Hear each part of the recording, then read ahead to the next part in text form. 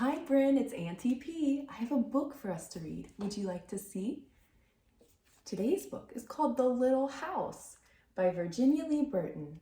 Can you find this book in your library, Bryn? Did you find it? Okay, let's begin. The Little House by Virginia Lee Burton. Once upon a time, there was a little house way out in the country. She was a pretty little house, and she was strong and well built.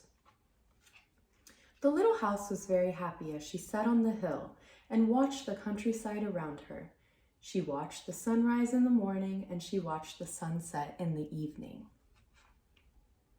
In the nights, she watched the moon grow from a thin new moon to a full moon, then back again to a thin old moon, and when there was no moon, she watched the stars. Way off in the distance, she could see the lights of the city. The little house watched the countryside slowly change with the seasons. In the spring, she waited for the first robin. She watched the grass turn green, she watched the buds on the trees swell, and the apple trees burst into blossom. She watched the children playing in the brook.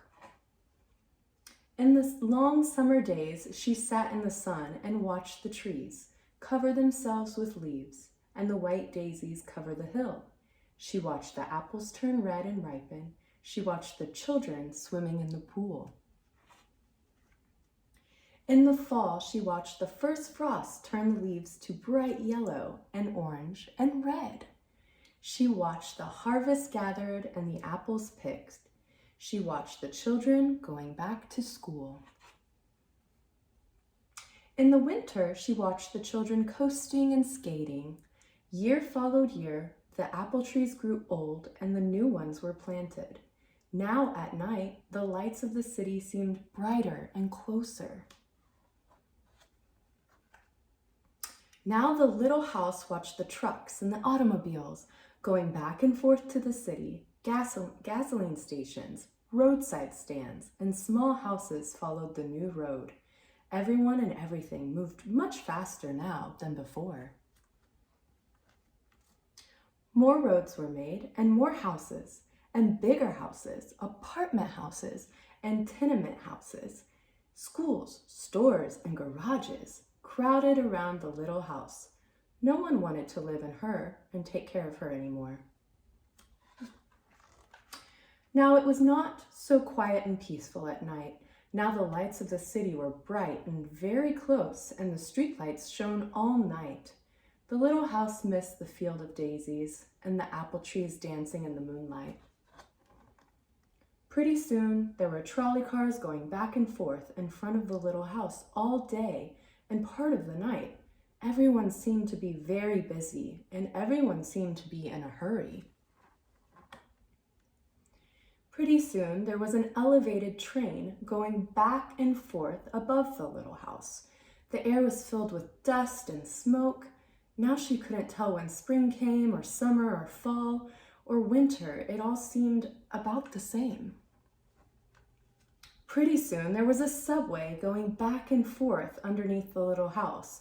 People were moving faster and faster. No one noticed the little house anymore. They hurried by without a glance. Pretty soon, they tore down the apartment houses and tenement houses around the little house. Pretty soon, they started building up. They built up 25 stories on one side and 35 stories on the other. Now the little house only saw the sun at noon and didn't see the moon or the stars at night at all. At night, she used to dream of the country and the field of daisies and the apple trees dancing in the moonlight. The little house was very sad and lonely. Her windows were broken and her shutters hung crookedly. She looked shabby, though she was just as good as a house as ever underneath. Then one fine morning in spring, along came the great-great-granddaughter of the man who built the little house so well. She saw the shabby little house, but she didn't hurry by. She said to her husband, "That looks just like the little house my grandmother lived in when she was a little girl. Only that little house was way out in the country." They found out it was the very same house, so they went to the movers to see if the little house could be moved. The mover said, "Sure, this house is as good as ever. She's built so well, we could move her anywhere." So they jacked up the little house and put her on wheels. At first, the little house was frightened, but after she got used to it, she rather liked it. They rolled along the big road and they rolled along the little roads until they were way out in the country. Finally, they saw a little hill in the middle of a field and apple trees growing around. "There," said the great-great-granddaughter, "that's just the place." "Yes, it is," said the little house to herself. The windows and shutters were fixed, and once again they painted her a lovely shade of pink. The little house smiled happily. Once again, she could watch the sun and the moon and stars. Once again, she could watch spring and summer and fall and winter come and go. Once again, she was lived in and taken care of. The stars twinkled above her. A new moon was coming up. It was spring, and all was quiet and peaceful in the country. The end. Thanks for reading with me, Bren. Love you. Bye-bye.